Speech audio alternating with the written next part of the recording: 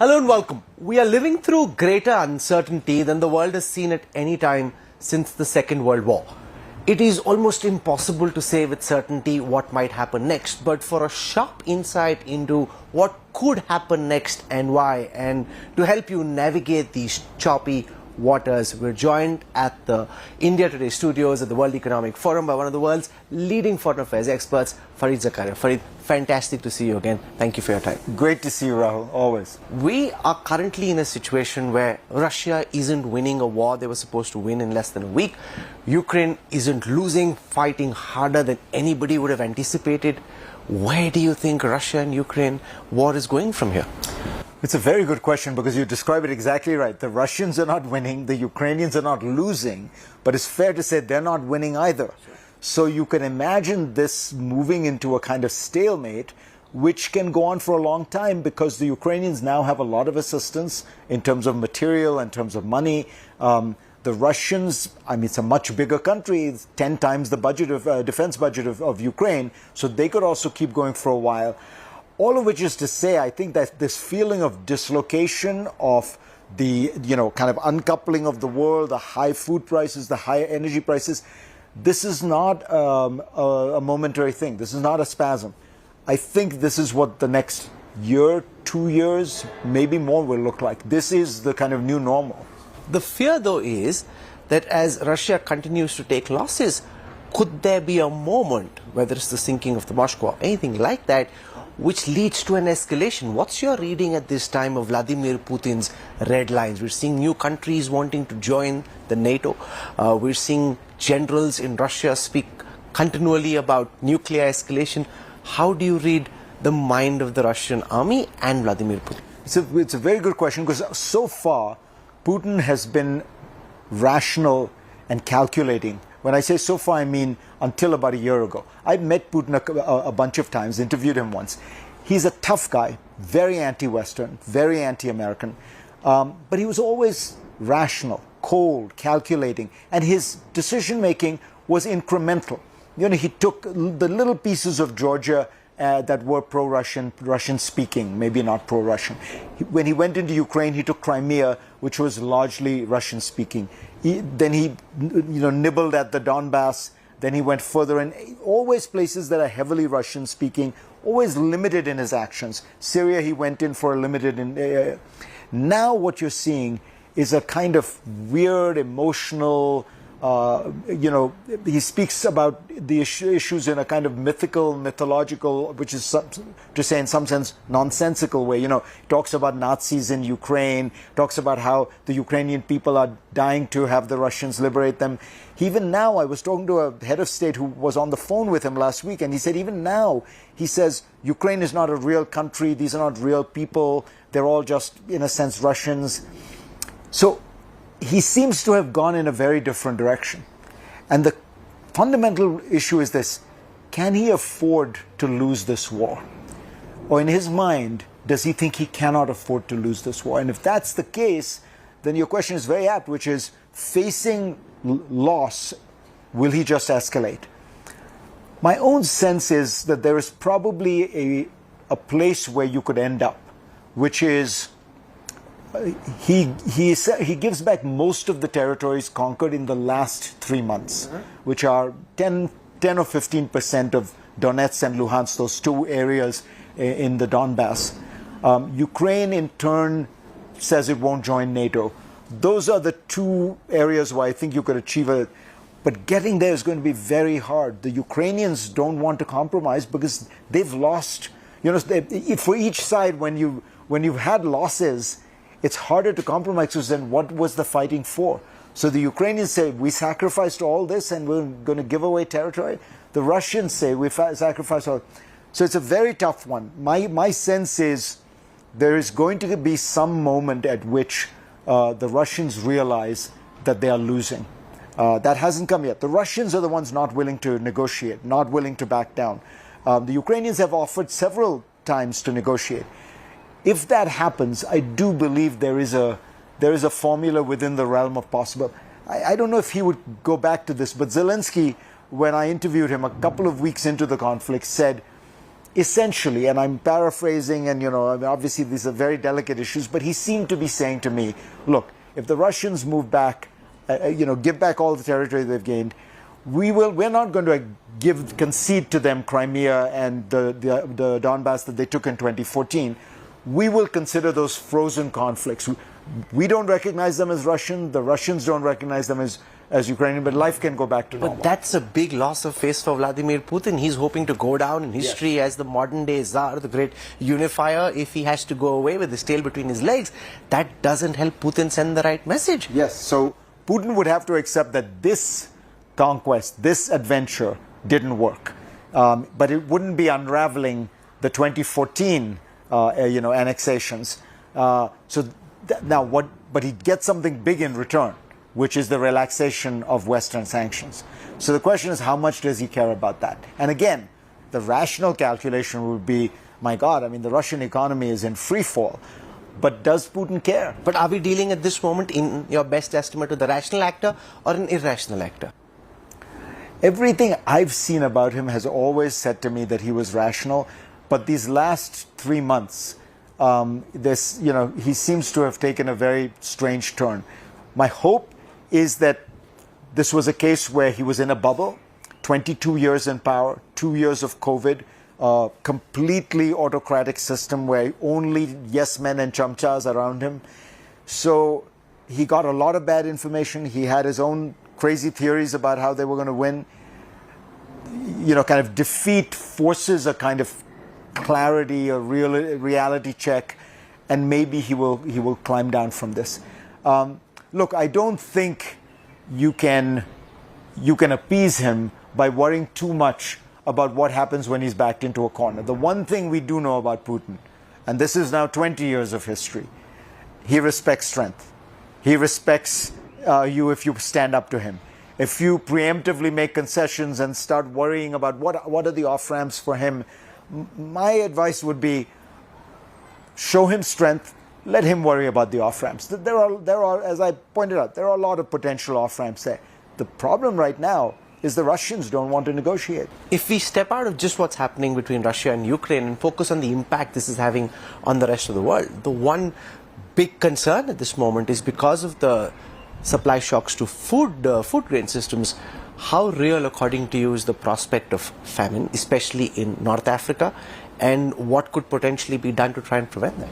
I think it's a very, very serious problem. I think this is probably, we're almost seeing 3 crises. The first was COVID, the second is the Russian invasion of Iraq, and the third is going to be a global food crisis. Not as much a global energy crisis, we have that, but energy is largely consumed by rich and middle income countries. They will find ways to manage. Food, what do you do when the poorest people can't get food? What do you do when, in countries in sub-Saharan Africa, even places like Pakistan or Egypt, when the shortfalls are as great as they are? So this is going to be a massive challenge. One thought would be to try to organize a kind of global humanitarian effort to say, because the food is all lying in Ukraine. I mean, Ukraine is the world's breadbasket in many ways. I don't remember the numbers, but 8 or 10% of the entire world's calories comes from that one place. And if you could say, take the grain that is in storage in Ukraine, move it out of Odessa. The Russians are blockading Odessa right now, this port city. And, create a kind of international humanitarian shipping mission to just get the food out to feed the world. I think it would also help the global south that has been, in a kind of way sitting on the fence here, to realize this is a real problem. You have to solve it. And, frankly, it's Russia that is blocking it. Ukraine would desperately like to sell its grain to the world, but it cannot because Russia will bomb all those ships. So if you could do that, it might also be a way of just beginning to get us back to, the first part you were trying to get at, which is there some diplomatic endgame. So you begin to talk just about these humanitarian corridors. Maybe you can expand that into talking about more other humanitarian corridors, perhaps even a diplomatic solution. Some Russians suggested it, saying that if economic sanctions are taken away, then they'd be willing to consider removing the naval blockade, but that's not something the West would be willing to consider, or should it, according to you? No, of course it can. Look, the sanctions can only be lifted if the cause of the sanctions is unraveled, which is the aggression, the the attempts to conquer Ukraine, the destruction of Ukraine, and what is still, they've annexed about 20% more land than they had on February 23rd. So all that has to be unraveled. The point about the food would be it is literally going to cause a global humanitarian catastrophe. Does Russia want to be the country blocking that? It would seem to me that there would be a path there. But by the way, the fact that the Russians raised this is positive. In a sense, they're saying this is our price for a humanitarian corridor. We can counter with another price. We can say, what about if, one sanction or some measures were taken. The problem so far, though, has been the Russians had agreed to a number of humanitarian corridors within Ukraine to let women and children out. They violated every single one. So, this is one of those cases where Reagan said about the Soviet Union, trust but verify. We've seen the European Union demonstrate greater solidarity and purpose than at any time in the last several decades. Do you see this EU solidarity last? And what form and shape could it take from a lot of the countries talking about arming themselves? Do you see nuclear weapons proliferate much more than earlier because countries say, hey, maybe that's the only defense we actually have? I think the most significant development that could come out of this Ukraine crisis is a Europe that decides to be a kind of strategic actor on the world stage. So far, Europe has been the kind of black hole of international politics. Here's this part of the world, 25% of global GDP, I think 35% of global military spending, maybe 40% of global military spending, but totally passive, totally inactive. Their defense spending is all just jobs programs. It's not real defense spending for the most part. What this has sort of, I think, jolted them to realize is, we've been living with free security, essentially given by the Americans, an outgrowth of the Cold War and World War II and, and all that. Maybe security has to be earned. Maybe we have to spend on defense. Maybe we have to deploy those defense resources in a purposeful, strategic way. So a country like Belgium, what are you spending money on for territorial defense? Who's going to attack Belgium? The money needs to, the whole strategic focus of Europe has to be defending its eastern border. That's where the threat comes from. So if that were to happen, I think it's a sea change in global affairs. It's a sea change for Europe, which could become a much more purposeful actor on other things, energy policy, all kinds of things. The question of nuclear weapons will be the ultimate one. I think they won't go there for a long time. I think that they're very comfortable with the American nuclear umbrella. Remember, the British have nuclear weapons, the French have nuclear weapons, so there is an additional layer.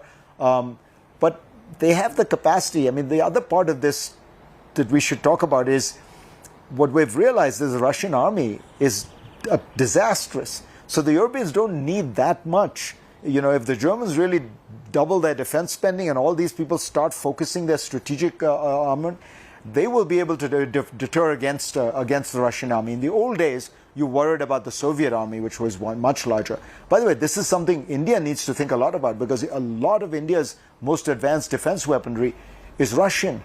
And, what we're watching is that should probably not have come as a surprise to us, but I mean, it's very, very second rate. And it's very hard to see it being able to match the most advanced weaponry in the world, which, while China doesn't have now, China is clearly moving towards. But Russia hasn't deployed some of its most potent weapon systems, whether it's in the realm of cybersecurity, whether it's in the realm of trying to ensure energy blackouts in Ukraine. So a lot of the asymmetric weapon systems that they could have used, they haven't. And even advanced technological weapon systems, either they don't have enough of them and they want to keep them in reserve. But what's your reading of why Russia hasn't been deploying the best of what they have? Because the whole world is looking at the inability of the Russian army to deliver a killer blow. So it's a mixed bag. I have it on very good authority that they have actually tried to deploy all their cyber arsenal. The problem is the Ukrainian counterattack was much more effective than they expected. Now, it was much more effective because clearly the Americans helped them. but the Ukrainians jammed all Russian cyber efforts, and the Russians turned out to be very bad at cyber. So there's probably a small units in Moscow that are very good at what they were doing, but they got countered. But to give you a simple example, which has not been reported as clearly. So what is happening is Russian soldiers are bringing their phones into battle with traditional SIM cards. The Ukrainians jam those SIM cards, and then these Russians go and buy new SIM cards in Ukraine. All those Ukrainian SIM cards allow the Ukrainian army to target them precisely, which is why Russia has lost almost 10 generals, because these generals were using cell phones with GPS systems that could be tracked very easily. So the Russians turn out to have more second-tier stuff than people realize. The counterattacks are working better. They haven't deployed their most sophisticated missile systems, particularly obviously relating to tactical nuclear weapons. And I think there they realize that would really be crossing a Rubicon. If they were to do that, my own sense is NATO would then get involved militarily, even though Ukraine is not a member of NATO. To have a nuclear weapons state use nuclear weapons for the first time since 1945 would be a game changer for the world we live in. And I don't think you'd want to leave that precedent. So there would be, I think, a much more significant NATO and US response. There's been so much conversation at the World Economic Forum this year about Ukraine and Russia. It almost seemed like the Ukraine Davos. How do you think the mandarins in China are looking at what's playing itself out, and what are they taking away from this conflict? Look, China is to a certain extent a black box, and Xi Jinping's China is a particular black box because it's really become a bit of a one-man rule. But what we can look at is their actions. So the Chinese have given Russia rhetorical support. But what is interesting is beyond that, they have done almost nothing to support the Russians. They have given it no military assistance. They have not even given the military, non-military assistance, by which I mean the Russians apparently asked for food for their army. The army is in bad shape. The Chinese refused to give, MREs, the military rations. The Russians asked them not to give the Ukrainians humanitarian aid. The Chinese have twice given the Ukrainians humanitarian aid, and no Chinese firm or bank is violating the sanctions. And so the picture you get is of a China that realizes that it is not in a good place. There's a very interesting article or paper written by a Chinese diplomat, retired ambassador to Ukraine, in which he said, why are we allied with Russia? Russia is a declining power, our interests are not aligned, and every year it's going to cause us more trouble as it's going to drag us down with them. As happens often in China when there is an expression of truth, it was quickly pulled off after a couple of hours off the website it was posted on. But it tells you something, that there is a debate in China going on about why are we hooking ourselves to this sinking star? So I think the Chinese internal position is probably much more complicated. We'll never see this because Xi believes that he has a kind of an ideological alliance with Putin, which he does. They're both autocrats, they both don't like the West, they both want to stand up to American hegemony. But that's an alignment of ideology. Is there an alignment of real strategic interests? I don't know. I mean, I think we're watching in a weird way play out a version of the Cold War. If you remember, in the 50s and 60s, there was ideological alignment between Soviet Union and China. And then they discovered their strategic interests were parting. In those days, Russia was the senior partner, China was the junior partner. Today, the roles are reversed. This is a very important year for Xi Jinping. He's up for re-election, which so far was considered a done deal. Do you still think of it as a done deal? Because there seems to be pressure building in China on account of the zero COVID strategy. We've seen videos of Chinese citizens out in the streets. They've been whisked away to centers where they're supposed to be safe, but they clearly don't feel safe. How do you see these pressures and tensions building up within mainland China, especially in big cities like Shanghai? So there's no question that China, and this is very surprising to say, but China is stumbling. Its policy is failing. The way I would put it is they are going for zero COVID and they're getting zero growth. And if you think that's an exaggeration, the premier of China, Li Keqiang, this morning said, we think we are at zero growth. We think we are not growing as a country. just to remind you, their estimate for this year was 5.5%. It will be the first time in 35 years, I think, that China misses its growth estimate. It will be the first time in 46 years that the United States will grow faster than China. So it's a huge deal. COVID is going badly. They have to open up, but once they open up, there will be lots of COVID deaths. Growth is slowing. You also have the reality of China having annoyed all its neighbors. So Xi's policies are not working, but he has a very tight grip on power.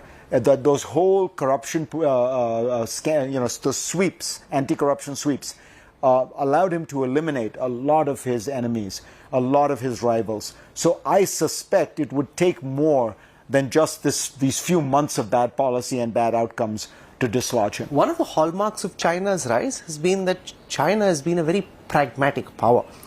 Now it comes back to the question of rationality versus irrationality. Zero COVID is a clear case of irrationality, but China, because they've kind of, especially Xi's, built it up so much, there's pride, patriotism, ego, vanity associated with it. Will that continue, or do you think they'll just cut their losses and say, hey, we made a mistake and now we need to change course? So historically, you would say that based on the last 30 years, they would do exactly what you're suggesting. Cut their losses, be pragmatic. That's what they've done in the past, even when they've made mistakes after they've realized it. But Xi seems to be different. He seems to be a more traditional autocrat. The Chinese had a weird dictatorship where it was a dictatorship with term limits. Who has a dictatorship with the whole point of being a dictator is so you can reign forever, right? But they had these two-term limits, and it wasn't just for the senior leadership. Everybody was termed out after 2 terms. This doesn't seem to be that kind of leadership. Look, it's a wonderful example of, we often forget the underlying strength of democracy. At the end of the day, whatever Modi does, there are checks, even for somebody as popular as him and who's been as successful in elections. There are state elections. There are by-elections. There is the reality of, the farmers' protest you saw. There are these checks on your power. There are these checks that remind you that you are human. Imagine being in Putin's world or Xi's world, where there is never any pushback. There is never any point at which you have to recognize failure. There is never a press hounding you, checking you. So I would, the one hope I have for India is that these checks on power, independent media, opposition parties, local legislatures, thank God for the South in India right now. These are all so important to the stability and success of India, because you don't measure this by 1 or 2 decades. You measure this by the fact that, look at India, since 1947, it has had a stable political system with 18-month exception, right? That's extraordinary. So 2 things could happen. Either this is just a trip and China just starts running again and they just stumbled momentarily, or because there's such an information void and it's difficult to say what's bubbling within the surface, that this could potentially be a much bigger fall for China. This growth that we've seen, fueled as it is by debt, fueled as it is by a real estate bubble, which has been going on in a very unsustainable fashion according to various Western observers, finally starts taking a hit, and not just temporarily but for longer. Which of the two is more, it's impossible to say, I realize, but which of the two is more likely? So if they don't course correct, they're clearly headed towards the second, which, by the way, is not a scenario of a Chinese collapse. It's a scenario of a Chinese slowdown. That Chinese growth will move more into the 4% range rather than the 5.5% to 6% range which they're hoping for, which is a big problem for them because they have very bad demographics. They need growth. They still are only a middle-income country. But, the forces that propelled China's growth were the private sector. It was the unleashing first of productivity in the agricultural sector, where they really opened up. Then these sectors like consumers, technology, things like that. The state-owned enterprises in China, the state-run parts of the Chinese economy, are as badly run as the state-run parts of the Indian economy. The Chinese do not do any better at state capitalism than anyone else does. That's the thing people need to understand. It's the private entrepreneurship that Xi is now trying to double down on state ownership and state-led growth. So unless there is a big course correction, I suspect a significant Chinese slowdown for several years. Again, a great opportunity for India. So let's build on that for a moment. From what you've picked up at Davos and in general, how are you seeing India being able to or failing to capitalize on the opportunity that China's troubles present? So India is, without any question, the best country positioned to take advantage of these concerns about China, both externally and internally. Externally, the concern that China is becoming expansionist and predatory in many ways.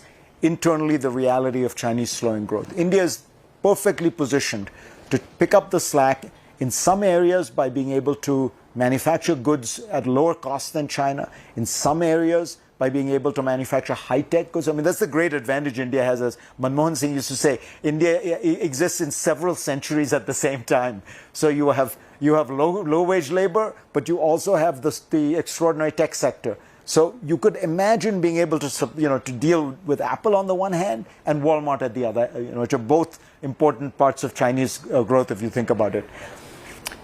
You still need a more open, business-friendly, can-do attitude in India. You still need to cut the mountains of red tape that still exists. I've been dealing with some of this personally. My mother died, and so I've been dealing with some of the issues. I mean, the form filling in the Indian bureaucracy, which continues even into the banks now, is just mind-boggling. I mean, you sit there and think to yourself, and of course, all of it is going to lie and go down somewhere. Nobody's ever going to look at it. Like, why is somebody not able to just cut through all this and look at Vietnam? Vietnam is prospering as a result of all these China issues, but it's small. India has the capacity, the real heft to do it. Modi is doing a good job economically from the point of view of managing the economy. And obviously I'm not talking about non-economic issues, but from the point of view of managing the economy, he's not a Reagan or Thatcher. He's not a great reformer, but he's a competent manager, and he's done it well. And many of the areas which are kind of second-tier reforms which need to be implemented properly, like GST, he's done a very good job. The other piece of India that I think is worth noting is the states are becoming more adventurous, but you still don't have that push, and maybe it's hard to get in a big, raucous, fractious democracy like India. But look, India is going to do well. Will it grow as fast as China did at its heyday? No, that's not possible, I think, in a complicated democracy like India.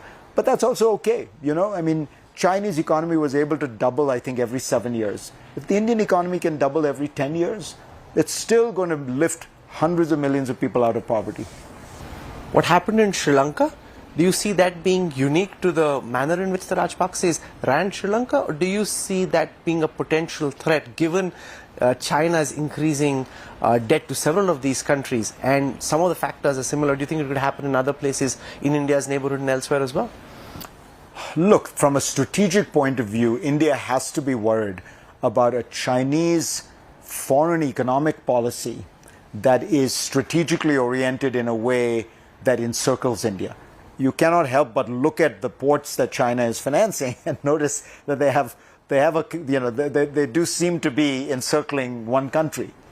I think the circumstances in Sri Lanka were unusual, and I think countries are becoming more aware of it. But look, India has to accept that Pakistan has essentially aligned itself with China, and it has to recognize that reality, and that has very large strategic implications. I think much larger than at any previous point, because China is right there. It's a neighboring country. It's allying itself with another neighboring country with a history of hostility, disputed territory, a history of sending militants into the area to destabilize India.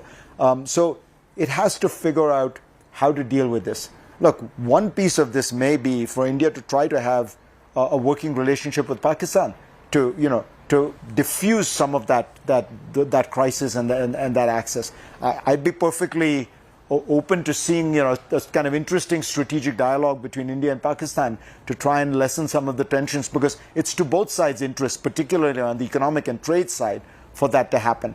But the Indians need to realize they do need to think about this and have a strategy, not just kind of a lot of Indian foreign policy seems to me default. We have default non-alignment. We have default anti-Pakistan. We have default, we need to stop default and actually actively, strategically think about this very new world, as you say, changing more than since 1945.